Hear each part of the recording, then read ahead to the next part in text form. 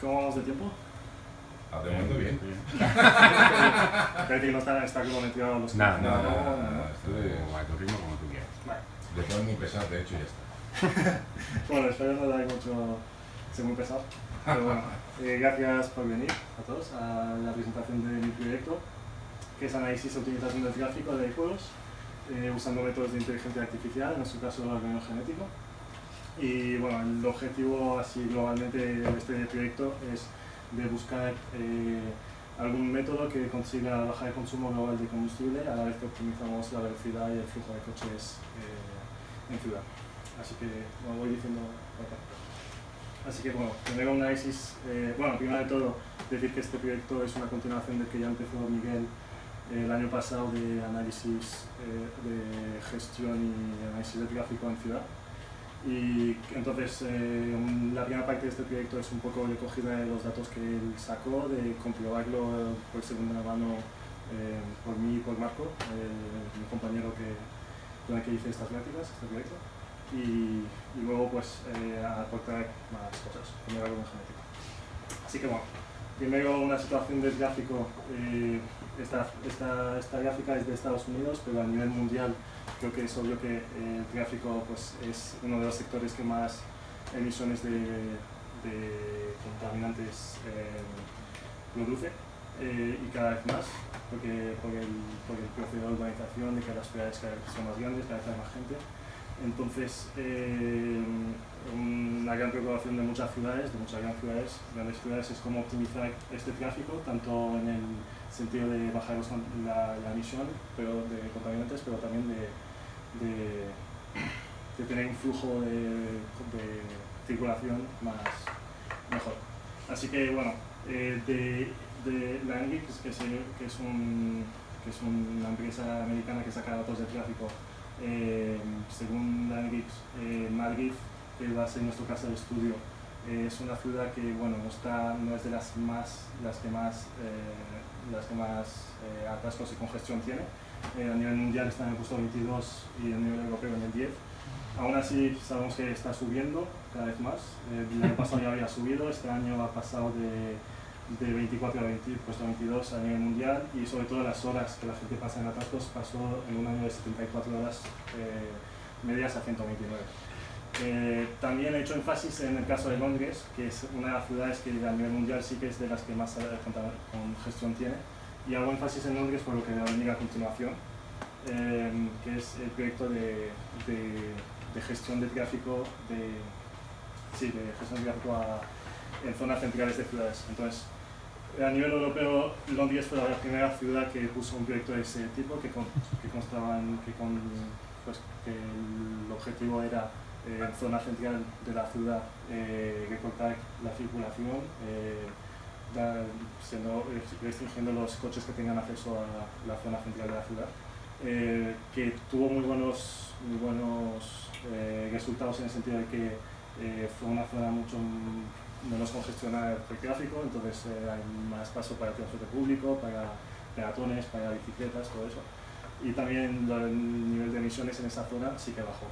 Lo que pasa es que luego no hay en ninguna ciudad he encontrado algún proyecto que intente optimizar el tráfico en zonas que serían más las periferias de esta ciudad. En el caso de Madrid Central, que es el proyecto que ha empezado en Madrid en noviembre de 2018, la zona de Madrid Central es esta, y por aquí tenemos lo que sería la M30.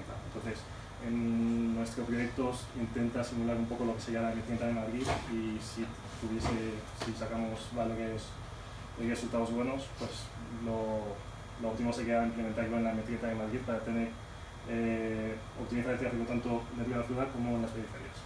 Una curiosidad. En el caso de Londres, no sé si es cierto, ahora, si tú pagabas podías entrar. O sea, en realidad lo intentaron cerrar a base de impuestos, ¿no? Hasta esto no lo sé.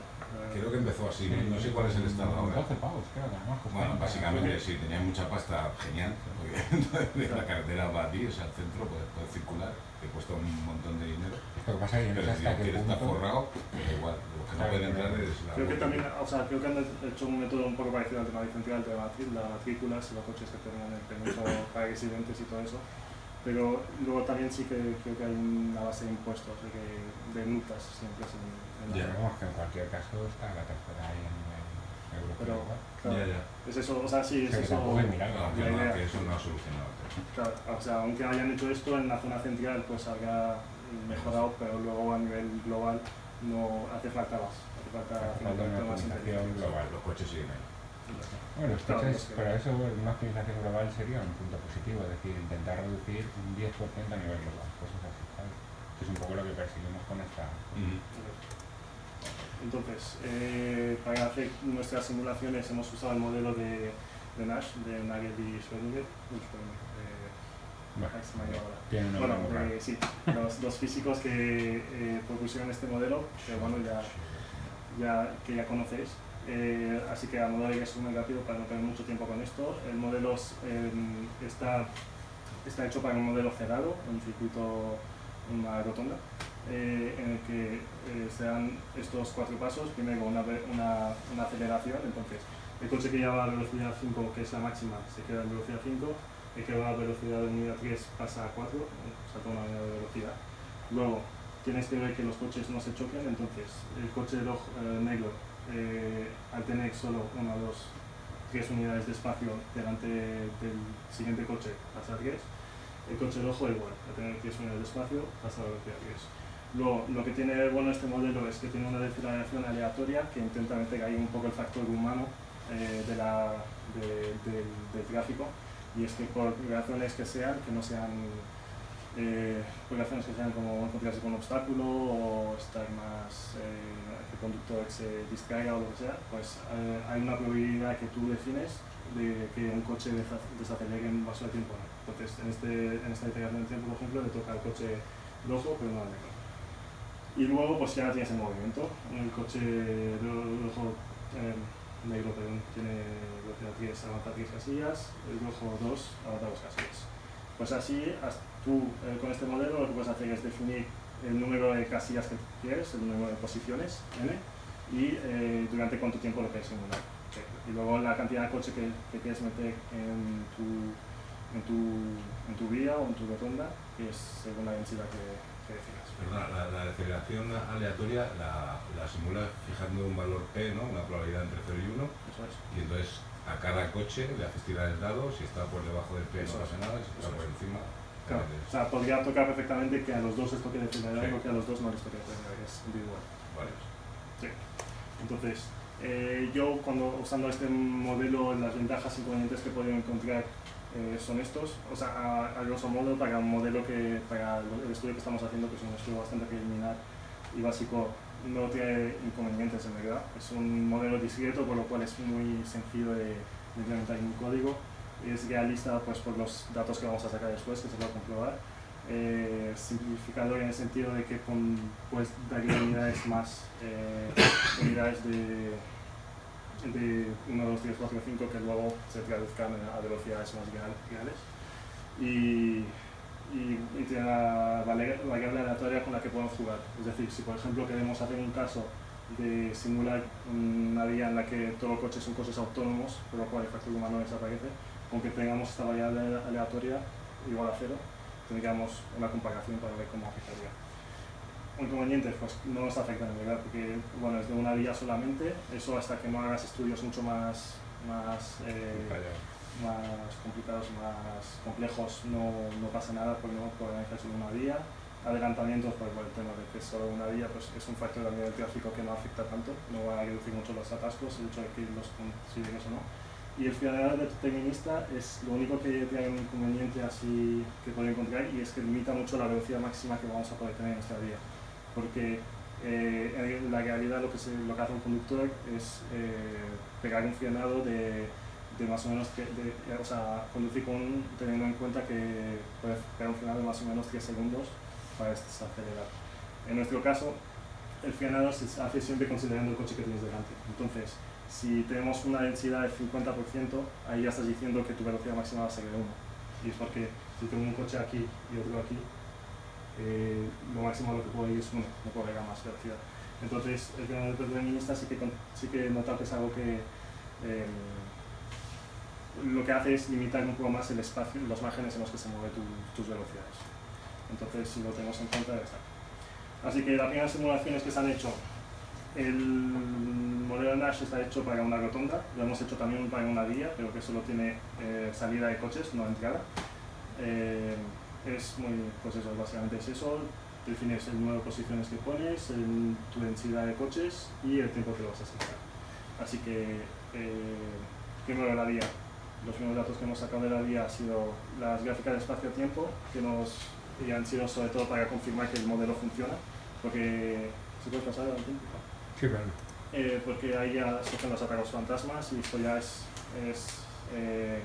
prueba de que el modelo sí que es realístico. Los atracos fantasmas son atascos que te surgen sin motivo aparente y que se van moviendo cada vez más atrás en tu vía. Este es tu espacio, ese es tu tiempo, entonces con el tiempo tu atasco se va moviendo cada vez más atrás, en el sentido opuesto del tráfico de los coches.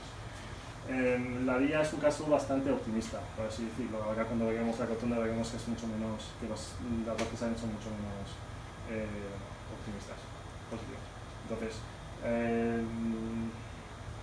el comportamiento en general es que la vía, esta es la descarga de la vía, digamos, ¿no? Sí, aquí sí, no hay vale. Se va afilando cada vez más. Entonces, a nivel global, cuanto más densidad, obviamente la velocidad media te va bajando más. El flujo de coches también va subiendo hasta un pico, que es tu densidad crítica, que así la llamamos, a partir de la cual va a ir bajando a nivel global. Y la cantidad de combustible total que gastan los coches va subiendo cada vez cuanto más tienes coches, obviamente, va subiendo. Es interesante tener estas gráficas en cuenta para compararlos ahora con las de la rotonda, perdón. En la rotonda podemos ver que tenemos mucho más atascos y surgen mucho antes. O sea, cuando tienes una densidad de 20% ya te van surgiendo atascos sin relación. Al 40% ya vemos todas esas zonas de concentración son atascos. Entonces ya a un momento al 60% ya tienes una carga de pega muy congestionada. Entonces, si vemos las gráficas, comparando las zonas de la vía, vemos que es un caso pues, que la rotonda es más pesimista, pero también más realístico de lo que pasa en realidad.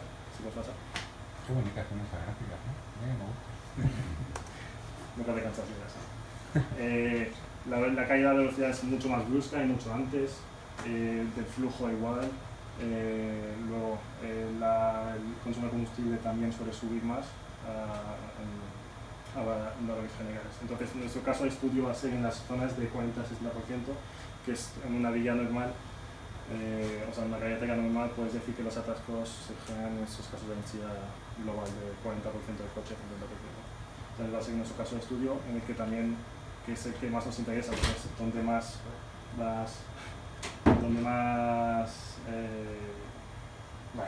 donde la velocidad ya te ha caído bastante y lo que es solucionar, y donde el combustible ha llegado a un valor que no sube más, pero que también interesa bajar. Así que el primer caso de optimización, que es el caso que encontró Miguel el año pasado, es un caso muy concreto. Bueno, así sí, a nivel general, antes de entrar en detalle en ese caso, lo que queremos hacer con los semáforos es aquí la zona azul, o sea, estos pesos lo que muestran es en una simulación de 1000 segundos, ¿vale? Por ejemplo, con la densidad de coches del 10%, el porcentaje de coches que van a velocidad 0, a velocidad 1, a velocidad 2, 3, 4 y 5. Entonces, cuanto más sube la densidad, más baja la velocidad de coches. Entonces, menos coches van a velocidad óptima, que es la máxima, la 5, y más coches van a velocidad 0, que es la azul. Entonces, lo que queremos hacer con los semáforos es, si podemos bajar, para una misma densidad, bajar la zona de coches que van a velocidad 0, y en el caso de que no se pueda bajar, por lo menos los coches que estén en esta zona, que estén en velocidad 0, concentrarlas en un mismo punto en un mismo momento. Es decir, por ejemplo, si tengo un coche que conduce durante 10 minutos y en total va a pasar 2 minutos a velocidad 0, en vez de repartir esta velocidad 0 a lo largo de la circulación, concentrar esos 2 minutos en un instante de tiempo en un momento. Entonces, esto que hemos conseguido con este caso concreto, en el que pues, simulamos una vía con un semáforo a un tercio de la vía y 2 tercios de la vía, 200 posiciones en total y durante 1000 segundos. Y lo que encontramos fue que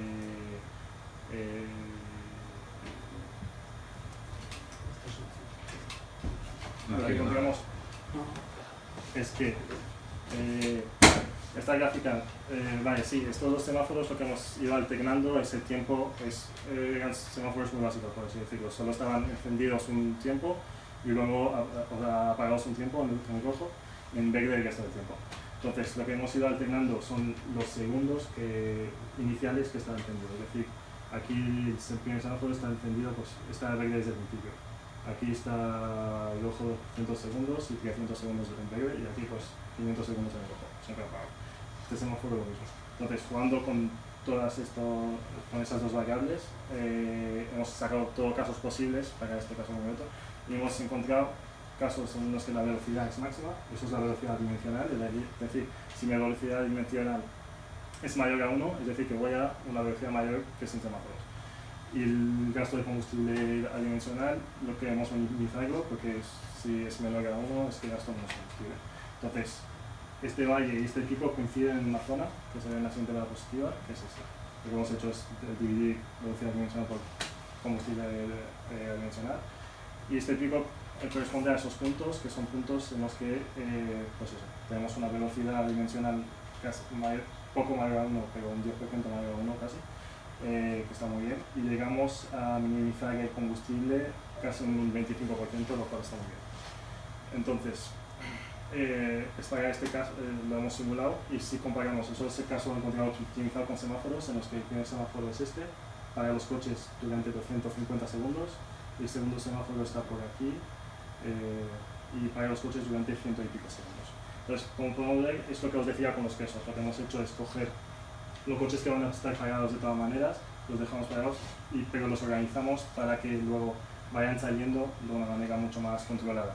Entonces, estos atascos de aquí se evitan y por eso el combustible a nivel global baja. También lo que se ha hecho con este modelo es que cuando tengas semáforos, los coches que estén parados detrás de un semáforo en rojo tengan gasto de combustible cero. En el modelo de la carretera abierta, lineal, o sea, introduces un flujo continuo de coches. No se introduce, eso es una descarga. Esto es una descarga, ¿ves todos los de arriba que están en el tiempo cero? Sí, es una descarga porque al final la acaban, pero tienen que haber entrado en algún momento.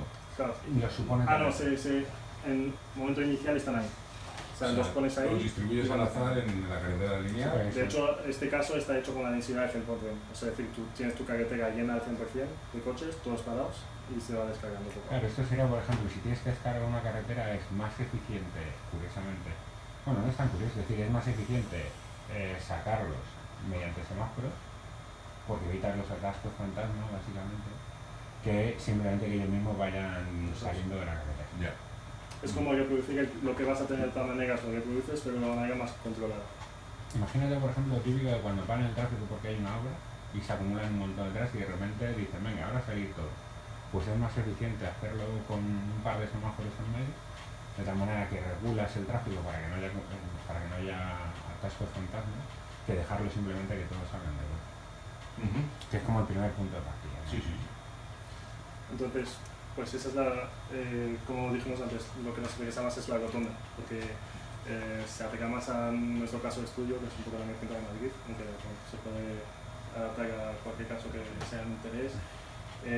También a gran escala puedes considerar que la vía hace parte, si te gusta el modelo de la vía, puedes considerarlo como un modelo limitado de la rotonda, con sus restricciones, que está incluido dentro del modelo de la rotonda de la vía. Un comentario sobre eso, es típico en los modelos de autómata hacerlo. Tienes que, aparte de dar el modelo, tienes que dar las condiciones de contorno.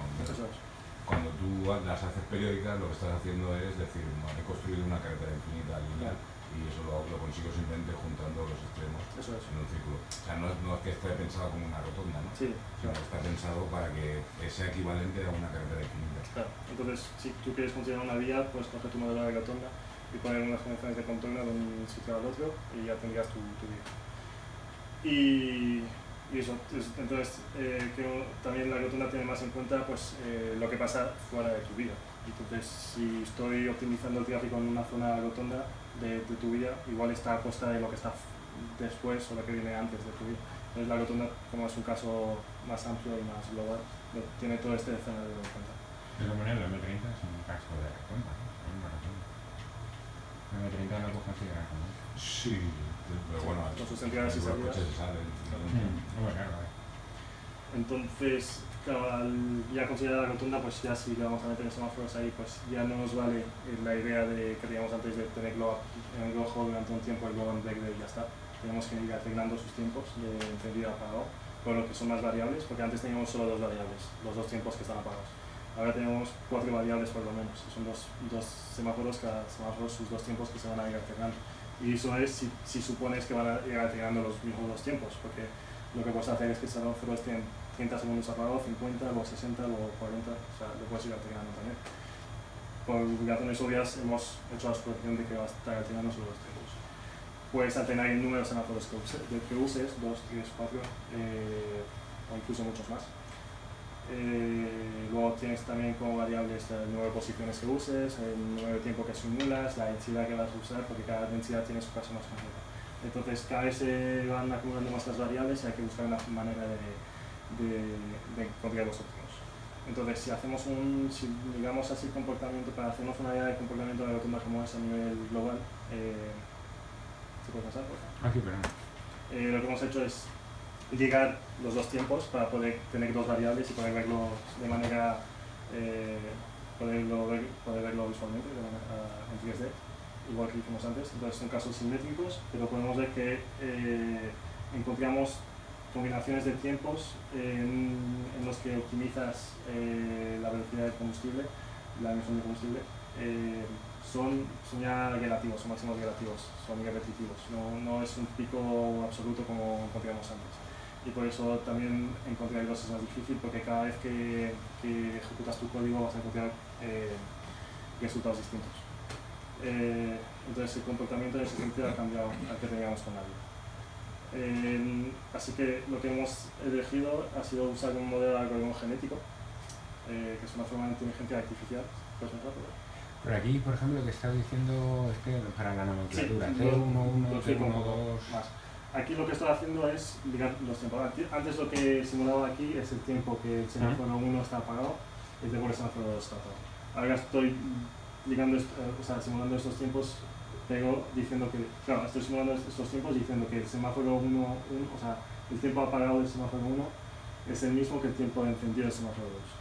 Y el tiempo apagado del semáforo 2 es el mismo que el de encendido del semáforo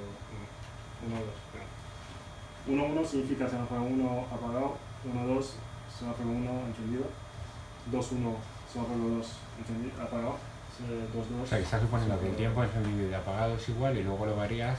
Claro, y voy pues intentando distintas combinaciones para ver más escenarios. Para ver cómo tiene influencia. ¿Y se ha visto algo con esos cambios? Lo que hemos visto es que bueno, claro, me he ido muy rápido con el tipo. Lo que hemos visto es que igual que antes lo que buscabas era que, bueno, no se ve bien, pero lo que es que la velocidad dimensional que las emisiones de combustible a dimensionar sea lo más alto posible, para subir lo más posible la velocidad y bajar lo más posible la cantidad de combustible. Cuanto mayor a uno estos valores, mejor. También es un poco engañoso porque no tienes en cuenta que tienes que valorar la velocidad y el combustible por separado. Porque en ese caso concreto tienes valores por encima de 1, pero luego si te das cuenta, si te vas al número de puntos que sacamos después, que se considera después, son casos en los que tu velocidad dimensional es de 0,5. Estás diciendo que como mucho tu velocidad la reduces solo del 50%. Es un caso que obviamente no es óptimo. Entonces, lo otro era más, entonces las gráficas de antes siguen más para ver el comportamiento general, que va a ser de máximos y relativos, pero a la hora de la verdad esas gráficas te crean más información. Aquí, por ejemplo, tenemos un caso en el que sí vemos que podemos conseguir una velocidad dimensional del 1 bajando el combustible a un 10%. Entonces, vemos que sí existen casos en los que conseguimos la optimización que queremos. Una pregunta. En el anterior te he dicho que esto es muy dependiente de la simulación que haga, o sea, la superficie que sacabas aquí. Un punto de esa superficie, o sea, representa una combinación de tiempos de semáforos. ¿Y cuántas simulaciones? Una. ¿Cuántas simulaciones? No, son varias simulaciones, de hecho creo que son 15 y un valor medio de lo que sale con esas 15. Yo lo hice por el P, ¿no? Porque el P Sí, cambia, claro. pero ellos hacen Sí, un valor todas las medio. simulaciones que hemos hecho las Saben. hemos hecho en general, pues un número de 15, entre 15 y 20 veces, yo creo, y un valor medio, porque por la razón obvia de la P aleatoria. Eso es. Pero la P aleatoria, o sea, la P aleatoria la fijas, claro. Sí, la fijas, Para, pero como es aleatoria. para las 15 simulaciones. Eso es. Vale, pues, quiero decir, si seguís con el tema y tal, o sea, el promedio de 15 simulaciones es muy bajo. O sea, ahí te sale un mogollón de ruido. Sí. O sea, deberías hacer unos promedios muchísimo más bestiales para suavizar las curvas y ver si hay algo. Sí, eso es verdad. Lo que pasa es que fíjate que ya les lleva mucho tiempo, como hay muchas combinaciones, ¿sabes? De Ya, hecho, ya. por eso saltaron algoritmos genéticos, pero es Claro, curioso, eso sería, sí. Claro, es curioso yo- que tengas es que cierta Yo simetría, también ¿no? no puse más énfasis en esas gráficas, sobre todo porque lo que quería es tener una visión global Global, de sí. comportamiento. Vale, no, Porque luego a la hora de hablar no te dice de verdad si estás utilizando o no. En el caso concreto de este que claro, yo como siempre lo pienso en encontrar la forma analítica de las cosas, Sí. necesito las curvas suaves, ¿sabes? Ya. Sí, lo que hemos, también el número de 15 veces lo usé porque es el que usamos antes, es el que más suavizó el caso anterior. Claro, pues si no notabas que realmente era súper ruidoso, ¿no? Sí. Para suavizarlo más, pues más simulaciones y más promedios, pero claro, muy costoso. Y luego aquí casi todo te sale del orden de la unidad, o sea, es como una Sí, recta. o sea, en general el comportamiento Igual a cambia X, ¿no? mucho respecto a antes. Antes era más una curva que iba bajando, aquí tiene casos muy pesimistas y como mucho la velocidad se queda en un 80% de la velocidad que tenías antes, con mucho 91%, pero en pocos casos. Lo que sí vamos a ver después es que el combustible sí que llegase a bajarlo bastante, pero suele ser a costa de la velocidad y que por lo menos un 10% sí que se baja. Lo que pasa es que es curioso porque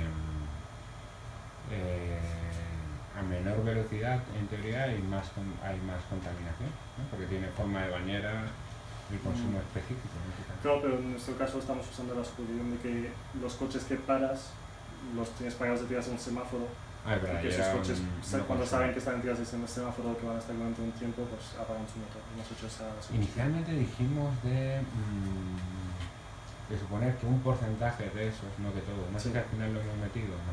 No lo hemos metido Vale. porque estarían ya datos muy pesimistas. No se conseguía optimizar casi. Claro, porque en el fondo aquí lo que dices es si los paros no Es un caso consumen, muy ideal. Es un caso de que todos los conductores digan, vale, sí, voy a parar. Que obviamente no pasará. Pero los coches lo hacen automáticamente, ¿no? Sí, hay cosas que eso es. sí, claro, los que hacen automático. Aquí lo que vendría a decirte entonces es que, claro, no tanto por la velocidad, o sea, no hay un óptimo ideal, excepto algún caso extremo por aquí. Pero lo que te viene a decir es que el ayuntamiento podría reducir la contaminación a base de tenerlo más tiempo parado. Claro, si supones que cuando están parados no están emitiendo, Otra cosa es cuando llegan a casa, ¿no? otra cosa es que siguen emitiendo mientras están parados. Claro. Pero bueno, sí que es verdad que emiten muchísimo menos, eso está claro. Sí. O sea, que una primera aproximación es decir que no emiten. Lo que pasa es que, bueno, en el fondo, no tiene que llegar a casa, o sea, que tiene que hacer el mismo recorrido, aunque lo estás parando, pues tendrá que andar, y tal, O sea, sí, sí, un claro, óptimo sí, de alguna sí. manera. Quiero decir, Y es porque hace desaparecer Sí, también. el resultado final es el mismo. Si vas a llegar en tu casa en el mismo tiempo, te da igual estar pagado de una vez durante 10 minutos que 10 minutos repartidos en una hora. Lo que pasa es que debéis cargaros también a casco frontal, aunque tú no lo notes. Es decir, porque sí que, si no, sí que tendrías más contaminación, ¿sabes? Y aquí lo que hacéis es reducir la contaminación. O sea, van más lentos pero reduce la contaminación. Lo que quiere decir que de alguna manera estáis eliminando esos cascos frontales. Sí, también. Pero, sí, Porque si no los eliminarais sería el mismo consumo, Claro. con menos velocidad, porque los has tenido parados, o sea, hay que hacer algo distinto. Así que bueno, pasamos a optimizar, a buscar lo que queremos es buscar combinaciones de los semáforos que consigan una velocidad dimensional mayor a 1 cuanto más posible y un combustible dimensional menor a 1 cuanto más posible. Entonces, el árbol genético lo que hace es un poco imitar el proceso de selección natural. Usas una población inicial, esta población son genes, son individuos que tienen por genes tus variables que tú elijas. Nuestras variables en nuestro caso van a ser los tiempos de los 3 semáforos, de 1, 1, 1, 2, 2, 1, 2, 2, o sea, apagado, encendido, de cada uno de los semáforos. Y los parámetros fijados durante toda la algoritmo va a ser que el número de posiciones, n, el tiempo, t, la variable aleatoriedad, p, densidad, velocidad máxima, y ya está. Entonces, vale, ¿cómo funciona el árbol genético? Tienes ya tu modelo. Lo que hemos hecho es crear una matriz T, ¿vale?, de 4×6. Son 4 individuos de 6 genes. Los 6 genes son los 6 tiempos. Y a esta población inicial le hemos dado pues, valores aleatorios de esos tiempos, entre 0 y 500. Entonces, luego de cada uno de esos individuos sacas, bueno, y antes, vale, sí, importante, antes de sacar datos, lo que haces es sacar la velocidad media del consumo medio sin semáforos, en un caso sin semáforos. Luego, para cada uno de esos individuos calculas la velocidad media de su escenario y el gasto de combustible, V asterisco, F asterisco, y para cada uno de esos casos metes esos valores en la función de fitness. La función de fitness lo que hace es decirte cuánto de buena es los resultados que has sacado. Es decir, en nuestro caso hemos valorado cuanto más alto sea la velocidad dimensional y cuanto más baja sea el consumo dimensional. Entonces,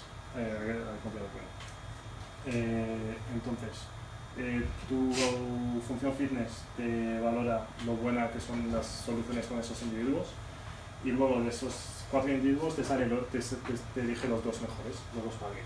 Los 2 padres, sus genes luego los vas a usar para combinarlos y crear genes, o sea, individuos hijos, ¿vale? Y luego pues vas a de los individuos padres y individuos hijos, que en total vas a tener los 2 padres y 2 hijos. Eso es. No, perdona. 2 padres y 4 hijos, ¿vale? Entonces de esos 8 individuos en total te saca los 4 mejores. Entonces vuelves a una matriz inicial del mismo tamaño que tenías, por lo cual puedes usar el núcleo. Entonces cada una de las iteraciones es una generación que vas haciendo, ¿vale? Sí que no lo he explicado muy bien del todo. No, está bien. Has utilizado solo sexo, pero veo que, sí, veo que no has utilizado mutación. Natural. ¿Cómo? No has utilizado mutación. Perdón, me salta la mutación. Generas los hijos y luego esos hijos metes un paso de... Vale, el paso de parents a hijos es el crossover, de cruce de 2 genes. Luego esos genes hijos, algunos, también aleatoriamente, coges genes de cada uno de sus hijos que modificas en la cantidad que quieras, que elijas. Una vez tienes la mutación, ahora sí que no...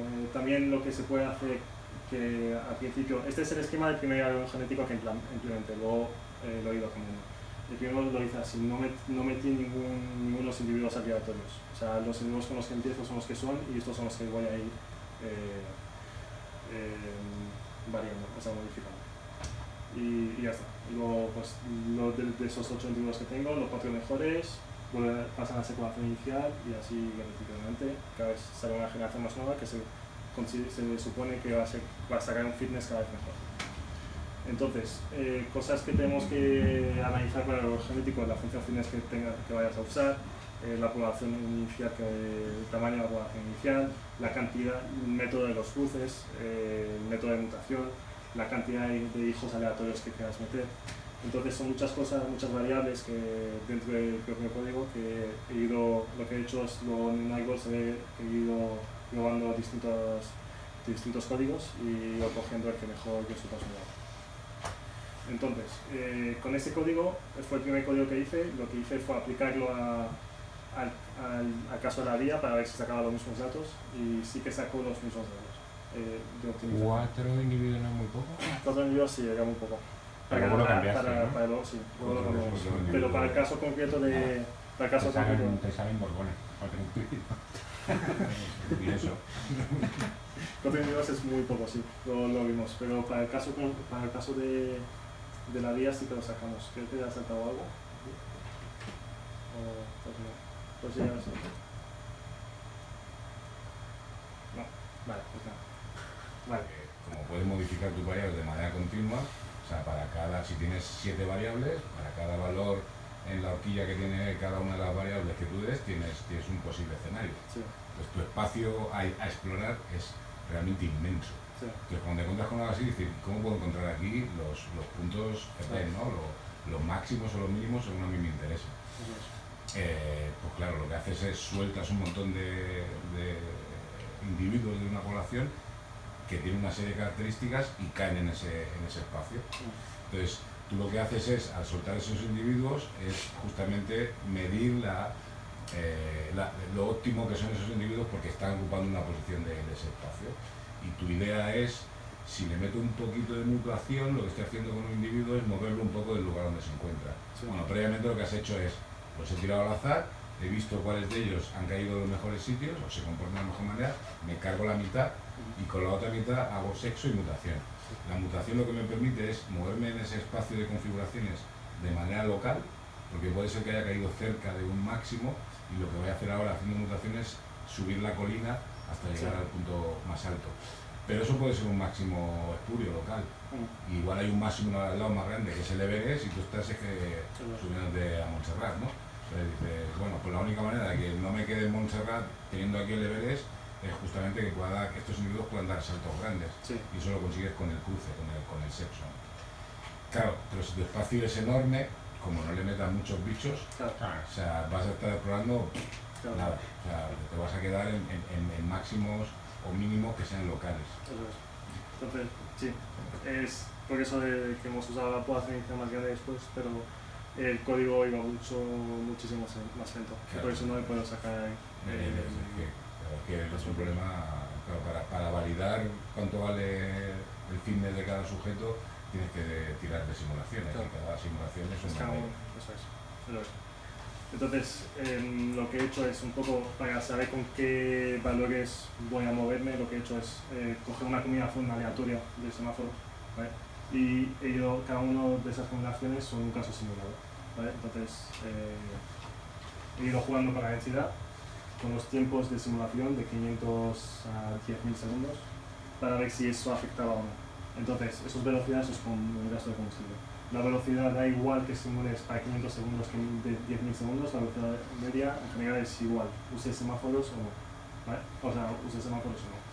El combustible lo mismo, es proporcionar la cantidad de tiempo que estás haciendo combustible cada vez más, porque eso no es una media, es el gasto total de combustible, lo mismo, da igual el tiempo que lo simules. Entonces ya nos hemos quitado esta variable en medio. Luego, la densidad sí que afecta, como vimos al principio del todo. Cuanto más densidad, más cae la velocidad media y más sube el combustible. Vale, y luego los órdenes de magnitud también, para compararlos, del caso con un semáforo, un caso aleatorio de semáforos, la velocidad te sale a menos del 50% de velocidad que sueles tener sin semáforos, y el combustible te sale pues, en órdenes de magnitud menores también en general. ¿Vale? Eso digamos, para tener una idea de los órdenes de magnitud con los que vamos a jugar.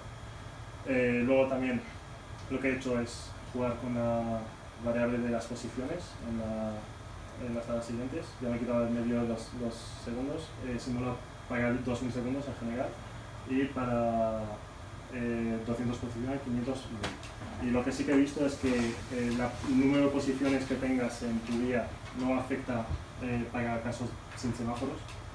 Cuando metes los semáforos sí, vemos que cuanto más posiciones metes, más en general mejores resultados de velocidad media obtienes. No, pero la idea es que tú optimices para un nivel determinado de densidad, ¿no? Porque para cada nivel de densidad tendrás un óptimo distinto, eso es. A priori, ¿no? Sí, en general sí. Pues la densidad es una variable que no te quita, o sea, cada densidad es un escenario distinto. Y luego la posición es como mi idea, o sea, mi conclusión de la posición es que cuanto mayor el número de posiciones, mejores resultados de velocidad. Yo creo que es porque cuanto más grande es tu espacio, más espacio va a tener el coche para moverse, más oportunidad va a tener de poder acelerar más. Es decir, si me muevo en un espacio más pequeño, aunque sea la misma densidad, va a poder alcanzar valores más grandes de velocidad. ¿Esto es rotonda? Eso es rotonda. Entonces, que cuanto más grande la rotonda, sí, mejores variables de velocidad y consumo. Sí, vamos, valores más grandes de velocidad, básicamente. es lógico, es como si digo que me muevo en una rotonda literal, pues son velocidades mucho más pequeñas que si me muevo en una carretera. Sí, aunque en realidad aunque estás sea la rellenando misma, a sí. porcentaje, pero bueno, el porcentaje que te queda libre también es más grande. Claro, eso es. Entonces, ya está. Esto, o sea, es lo que quería sacar con esas gráficas. Entonces, luego jugando con los órdenes de magnitud de esos valores que sacaba antes, V mayúscula es velocidad dimensional, C mayúscula es gasto de combustible dimensional, ¿vale?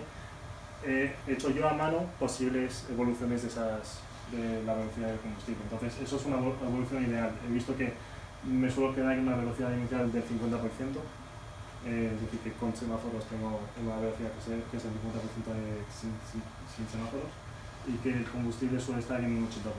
Entonces, en el caso de que mejores el combustible, pues digamos que lo dejamos de 80 a 70%, de que la velocidad pase de un 40%, en un caso muy ideal, al 100%, es decir, que la velocidad no cambia o incluso se mejora, ¿vale? Entonces, esas serían las etapas. Por ejemplo, mientras voy generando un árbol genético, pues los valores de esas dos variables que voy alcanzando, en un caso ideal.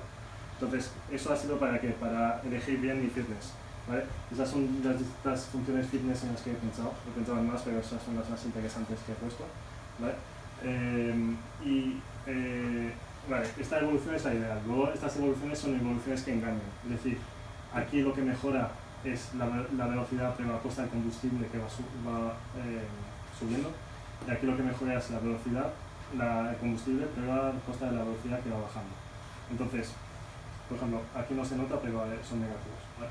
Entonces, por ejemplo, en este caso, a simple vista parecía, o sea, los valores de fitness que sacaban eran cada vez mayores. Aquí eso está en negativo, entonces va subiendo.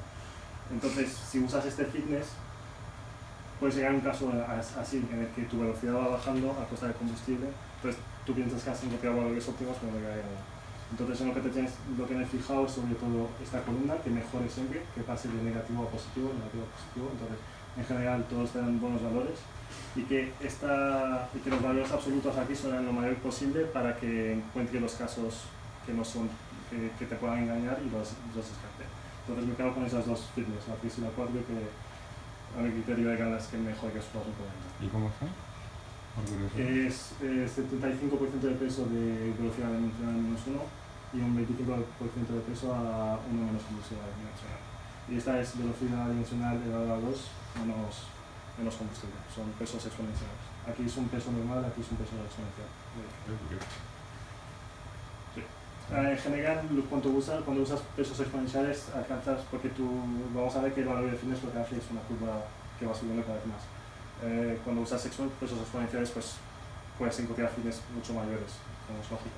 Pero también tienes que tener en cuenta que cuando esta subida la pegas cuando ya tienes valores, cuando ya estás tocando una población que te da buenos valores y luego los quieres subir cada vez más. Pero cuando estás usando una población inicial, cuanto menos pesos exponenciales, he notado que es mejor usar pesos normales, no sean exponenciales, para no dar el salto. Entonces, eso es el esquema de las modificaciones que he ido haciendo en árbol genético. El primero es el que expliqué antes, 4 individuos, la población inicial es aleatoria, la fitness es la de 50-50 de peso, y usé 50 generaciones, o sea, 50 integraciones, y cruce y mutación, si mete hijos aleatorios. Entonces, he probado todas las fitness que estaban anteriormente. La que mejor resultados me ha dado es la segunda. Yo pensaba que sería la tercera, pero fue la segunda. Entonces, es la que he usado. Entonces, luego, lo que he hecho es meter 3 modos de cruce distintas. No siempre usar, porque antes lo que hacía era coger, si tenía 2 padres, por ejemplo, el primer dibujo coge 2 genes de padre 1, 2 genes de padre 2, 2 genes de padre 1. Y el segundo hijo al revés.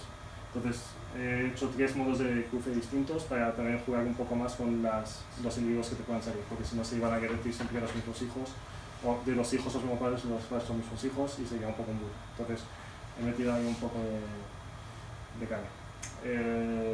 Luego, lo que he hecho es aumentar la población inicial de 4 a... lo que he usado es poblaciones iniciales de 50 individuos o de 100 individuos. El de 100 individuos tardaba muchísimo. en simular. Entonces, ¿Cuánto es? ¿Del orden de día o menos? Del orden de... Yo lo dejé durante 2 días y no terminaba. ¿Y el de 50? El de 50 en 1 hora o así. Lo cual está mucho mejor. Con un PC normal. Sí.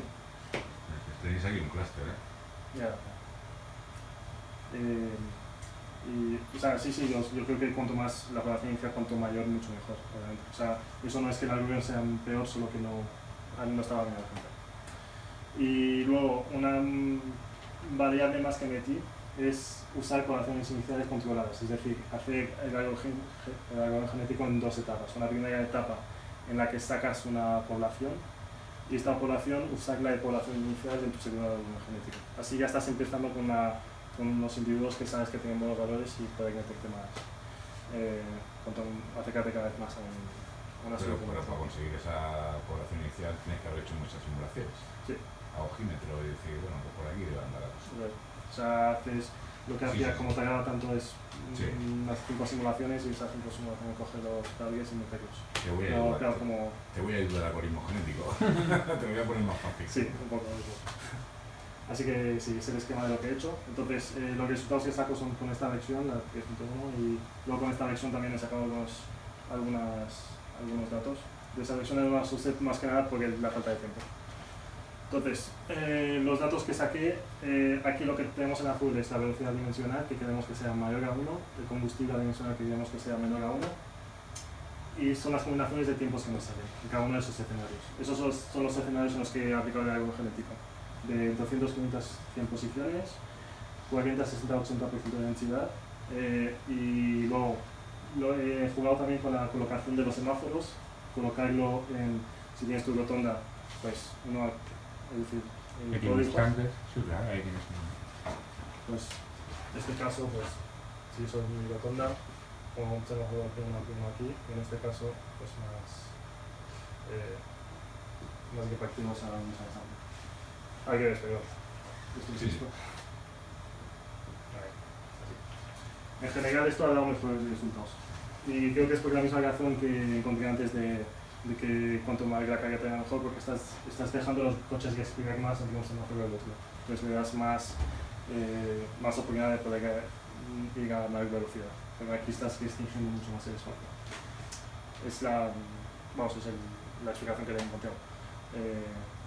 Esos datos son estos. Pero entonces sí que ¿Cómo? Sí encuentras soluciones óptimas. Entonces, las soluciones que he encontrado son estos son los tiempos que saca, ¿vale? Y esos tiempos no son siempre los mismos, es decir, si un escenario corro la simulación varias veces, cada vez me va a sacar tiempos distintos. Eso es lo malo. O sea, cada vez te encuentra tiempos que te simula más o menos, que te encuentra soluciones más o menos del mismo orden de optimización, pero nunca se repite la combinación de tiempos. Cada vez va a salir una combinación distinta. Eso es lo malo. Y lo que sí está en todas es que el tiempo inicial siempre te encuentra uno de 0. Con eso te está diciendo quítate un semáforo, no uses solo 2. Y es la misma explicación de antes. Si quitas un semáforo, pues el coche que explica más, tiene más espacio para poder acelerar. Porque lo que no se consigue optimizar bien es la velocidad. Si te quedas siempre pues, en un 93%, 94%, 97%, eso es para un está mal, si haces un 90 y pico. Entonces, claro, lo que está diciendo es que como mucho, pues voy a bajar la velocidad un 10%, lo cual no está mal. Pero está reduciendo el consumo un 80%. Claro, el consumo sí que se está reduciendo mucho. Hay que tener en cuenta que aquí lo hemos metido el porcentaje de 30% a lo mejor de gente que no apagaría su motor, su coche. Pero sí, lo que vemos es que conseguimos bajar muchísimo el combustible para casos de 90%. Eso está mal, los 80%. Bueno. De densidad. Cuanto menor la densidad, pues menores resultados menos óptimos. Sí. Estos son los casos de una versión de algoritmo genético, esa es la versión de etapas que dije antes, que bueno, los resultados son más o menos, los resultados de estos son en general mejores que estos. Entonces, pues el mejor algoritmo es este por el momento. Y luego también aquí lo que estoy acompañando es los dos casos, que este caso es mucho mejor que este. bueno, tampoco muchísimo mejor. O sea, pasas de combustible, bajas de 77 a 73, 98 a 97, o sea, el orden de magnitud es más o menos el que... Pero hay que decir los parámetros en ese orden, 16, 36, 21, 33, 19, 31. Son los tiempos. Eso es, o sea, dice, ábrelo 16 Claro, te segundos. está diciendo que lo abres en tiempos muy pequeños, eso sí. Ay, O sea, segundos parece que muy poco. Claro. Son O tiempos sea, muy que pequeños. abres 16 segundos, no, cierra 16 segundos, abres 36. Sí, Uno de ellos, 16, 36. eso es. El siguiente abre 21, cierra 33. Te está diciendo que lo hagas en tiempos muy pequeños. Por eso es lo... Pero lo curioso es que ni siquiera hay cierta asimetría. 19, No, 31. he intentado encontrar, la única pauta recurrente que he visto es que son tiempos pues, del orden de 20 a 60 segundos. Te los encuentran en esos tiempos. Pero no hay ninguna pauta de órdenes de ir triplicando los tiempos o cosas así, no he encontrado ninguna pauta así. Entonces, No, pero digo entre ellos, tres. O sea que ahí tienes tres semáforos, por ejemplo. vale. O sea, tres tiempos, perdón. O sea, tres semáforos, tres tiempos. Y no son... Bueno, tampoco diferencian tanto. En el fondo será casi aproximadamente. Porque, No, son casi por ejemplo, es 36, en la línea es 36, 33, 31 de tenerlo abierto.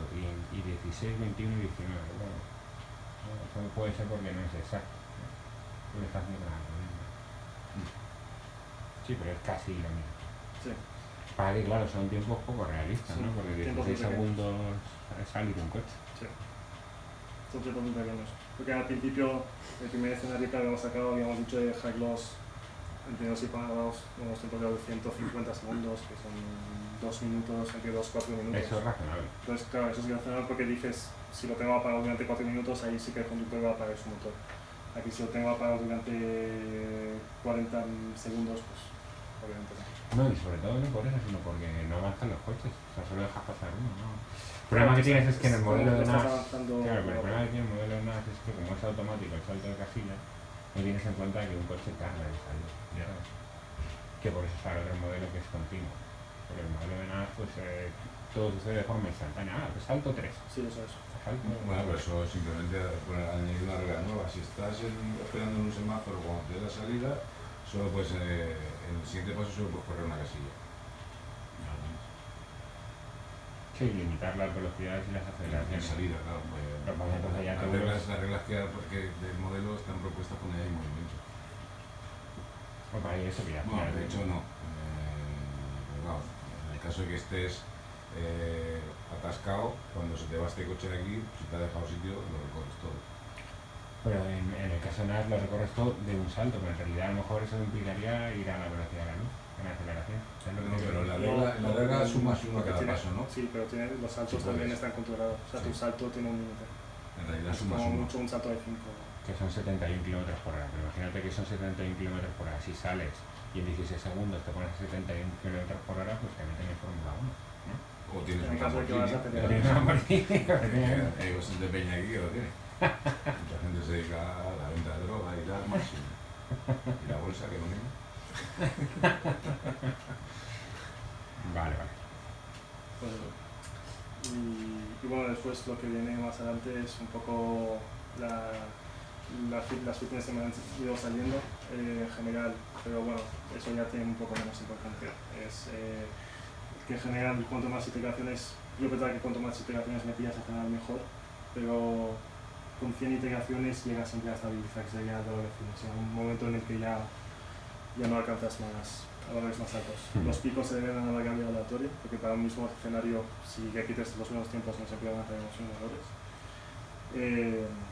Sí, ya está. Y luego, eso es vale, esos son fitness que en Fitness 4 me han conseguido datos un poco mejores. Una velocidad... Eso está... Esa es la versión 4, cuando la ayudas tú, ¿no? Que llega más rápido arriba. No, eso viene después, que luego lo menciono. Ah. Eso también es un poco sin importancia, se puede saltar. Eso es lo que decía, lo de las dos etapas. El primer cálculo que hace, y luego yo lo que había pensado es esto, que a partir de este último valor que encuentra, en la etapa 2 es hay que usar su población inicial.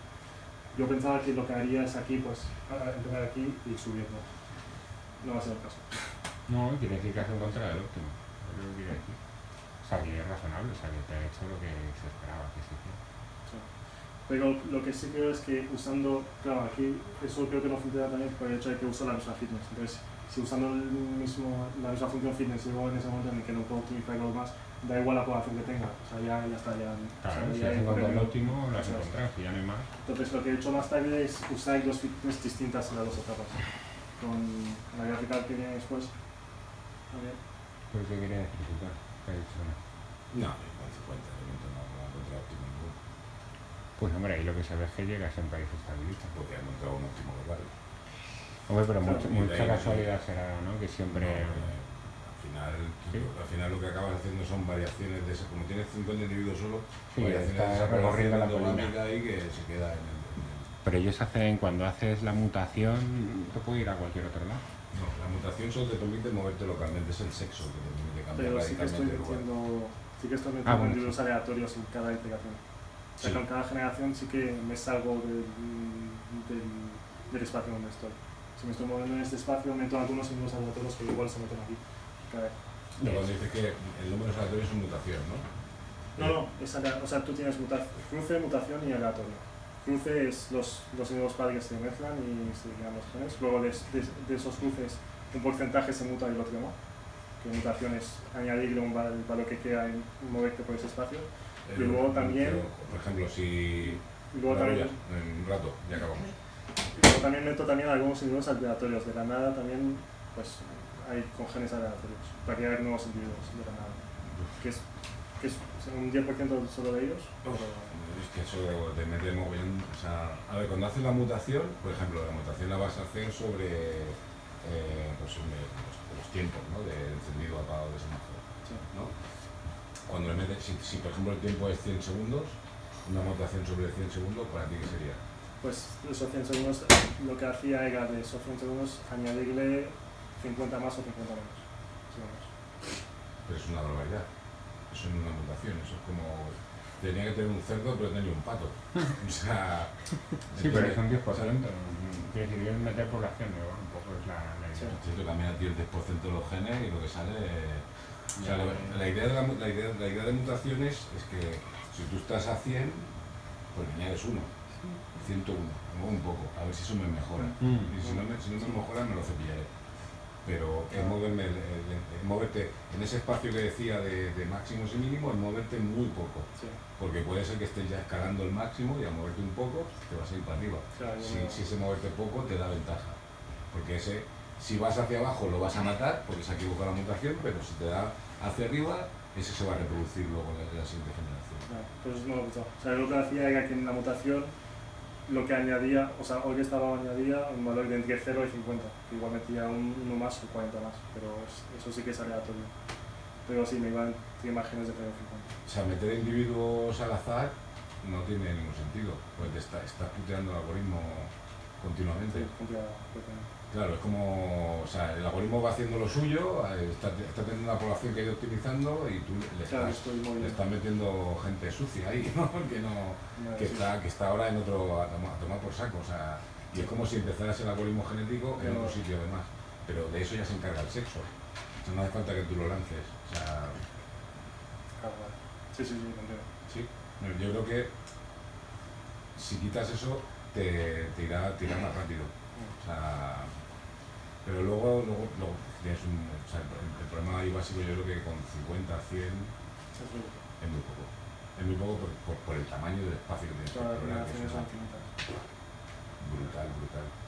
Sí. O sea, debes tener muchas diferencias si lo haces con 50 individuos o si lo haces con 500. Eso se debería apreciar. Yo lo que he hecho es 50 y 100 y es verdad que cuando saqué los 100 no noté mucha diferencia a los 50 y me tragaba mucho más. Claro, es que al final, pero yo creo que uno de los problemas es que estás metiendo individuos totalmente al azar continuamente y eso hace que tú que no dejes que el fitness evolucione más de lo que debería. Sí, yo tengo mutación de jugar más con él. De todas maneras, hay valores muy buenos, porque casi la misma velocidad y un 30%, un 70% de consumo. Lo digo que intuitivamente me parece difícil, bueno, ya me parece increíble eso para empezar, que eso habría que ver si eso está realmente bien hecho, ¿no? Porque me parece increíble. pero me parece difícil conseguir algo mejor que eso, ¿sabes? Ya desde el punto de vista físico, digamos, más que matemático, ¿sabes? Y, joder, ¿qué voy a conseguir? A la misma velocidad hay un 80% de reducción de consumo, ¿sabes? O sea, que esos óptimos no deben ser malos. La historia está en si es creíble que puedas tener casi la misma velocidad y un 70% menos de consumo. O sea, suena muy raro. Sí. Muy raro. Nos hacemos más de lo que con finanzas si pasa eso. También teníamos que, yo creo que tener en cuenta que es una cosa que no he hecho, pero teníamos que tener en cuenta que cuanto más pequeños los tiempos que nos salen, el consumo, la emisión de combustible te va a salir menos óptimo, porque no vas a pagar el coche. Entonces sí que gastas más combustible. Pero que aparece el coche, es decir, pensar que vas a tener casi la misma velocidad y un 70% de combustible, no sé, hay algo que es como desafiar ahí la física, ¿sabes? Es lo que hacen los ingenieros. Desafiar la física. Vale. Y bueno, luego no sé si queda algo más, creo que bueno, de eso sí, de lo de las etapas, lo que hice después es aplicar el mismo concepto, pero usando en cada una de las etapas un fitness distinto. Y lo que he sacado es esto, que bueno, la diferencia de orden de magnitud es por el hecho de que la función es completamente distinta, entonces te vas a sacar valores entre otro orden de magnitud, pero sí que tiene tendencia a subir. O sea, tienes una subida y luego otra subida. Entonces, ahí no puedo jugar mucho más, hasta donde he llegado, pero creo que por ahí podemos tirar. De hecho, es lo que propongo un poco de que, bueno, según lo que me dice el doctor, lo tenemos que tener con la inicial mayor que 100, pero es ir jugando con etapas. Entonces, usar una fitness que te optimiza cada vez más con cada etapa, que cada vez la población que usas es menor para poder hacer cada vez más repeticiones. Es una idea que he tenido que no sé si funcionaría, pero bueno. Yo no entiendo muy bien lo de las etapas. O sea, en realidad tú entiendes por etapa que comienzas con tu población, por ejemplo, de 100, haces el algoritmo y luego esa población que obtengo al final de esta etapa la uso de población inicial de esta. Para reducir la computación progresivamente, en vez de hacer... Pues es como continuar con la misma simulación, ya está. O sea, no, lo que él dice, por eso te digo, dices tú... Una etapa porque reduce la población a 50. Claro. No, porque, claro, no, lo que está diciendo es... Dices, hago 100 individuos... Claro, saco 100 soluciones distintas. Entonces, 100 soluciones son 100 poblaciones distintas. Y luego de esas poblaciones... Claro, no me estoy explicando bien. No. Tienes 100, la lógica tú tienes 100 individuos y lo haces 5 iteraciones, por ejemplo. Entonces, con eso ya te quedas con los mejores de esos 100, los 50 mejores, digamos. Y entonces, como has explorado todo el espacio con esos 100, pero no voy a hacer 100 iteraciones de esos 100 individuos, sino que hago 5 iteraciones de esos 100 individuos, que me cuesta mucho tiempo, entonces luego cojo los 50 mejores y hago 10 iteraciones más porque te cuesta menos, ¿no? Es un poco más... No, es que la idea reduciendo los tiempos de cálculo. Es que tú en tu algoritmo, por ejemplo, si el tienes... siguiente paso del algoritmo que se repite una y otra vez. No, mi idea era que, por ejemplo, tú tienes tu algoritmo, ¿vale? Tienes toda la población tienes posible. 100 individuos, solo en el algoritmo. Si tienes toda esta población posible, imagina que lanzo mi árbol genético y encuentro una población pues, por aquí, que es máxima. Si sigo con el árbol genético normalmente, va a seguir buscando la población por aquí. Pero imagina que lanzo otro cálculo y encuentra una población que está más por aquí. ¿Vale? Y luego en otro cálculo, pues una que está por aquí. ¿Vale? Pues lo que estoy diciendo es que luego en la siguiente etapa, de todos estos, o sea, haya considerado a todos estos y coja el máximo de todos estos. Eso es decir, si este es mejor que este, pues coja este. Claro. Y luego se inicia, y luego se mete más adelante. Vale, pero yo creo que eso te está pasando porque la población que estás utilizando es muy pequeña para el espacio que tienes que emplear, porque eso que tiene mucho sentido lo que estás diciendo, lo hace ya el propio algoritmo. No hace falta que tú se lo proporciones. O sea, él lo que va a hacer es ponerse, pasado un tiempo, que es esas curvas que te van subiendo, se va a poner en el primero que has puesto así con un círculo rojo más, ¿no? Pero eso no implica que cuando esté ahí no haya individuos que estén explorando esas zonas que tú dices, pero si resulta que esas zonas, a pesar de que sean buenas, no son mejores que donde estás, no va a pasar nada. El algoritmo continuamente va a seguir explorando sitios que estén a distancia, ¿vale? O sea, que si está bien implementado el algoritmo, se supone que, a no ser que el paisaje tenga una cantidad excepcional de máximos o mínimos locales, al final, con tiempo, si la población es suficientemente grande, el algoritmo te va a llevar Sí. al óptimo. Pero lo que te lo asegura, o sea, partiéndolo como estás haciendo ahí, es mucho mejor ampliar la Vale, sí, población. vale. Sí, sí. Pero la idea sería que con más población converges en menos tiempo. O sea, tendrías que hacer a lo mejor menos iteraciones. Sí tienes más población.